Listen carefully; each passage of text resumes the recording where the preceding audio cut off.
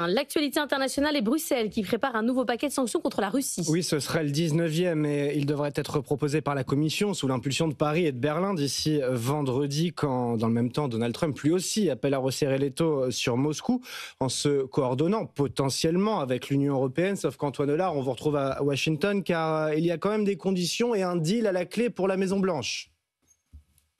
Oui, cette fois, Donald Trump a l'air déterminé à imposer des sanctions supplémentaires sur la Russie. D'abord parce qu'il a bien compris que Vladimir Poutine se moque de lui. C'est donc son ego et sa crédibilité qui sont en jeu. Mais surtout, il y a désormais également cette idée que ce nouveau paquet de sanctions pourrait au passage rapporter quelque chose aux États-Unis. Ça, c'est très important pour Donald Trump, qui est toujours dans une logique transactionnelle. Et c'est justement tout l'objet des négociations qui viennent de s'ouvrir entre Bruxelles et Washington. Les discussions tournent en grande partie autour du pétrole russe. Les Américains font pression pour que les Européens n'achètent plus du tout de pétrole à la Russie afin de ne plus financer la machine de guerre du Kremlin.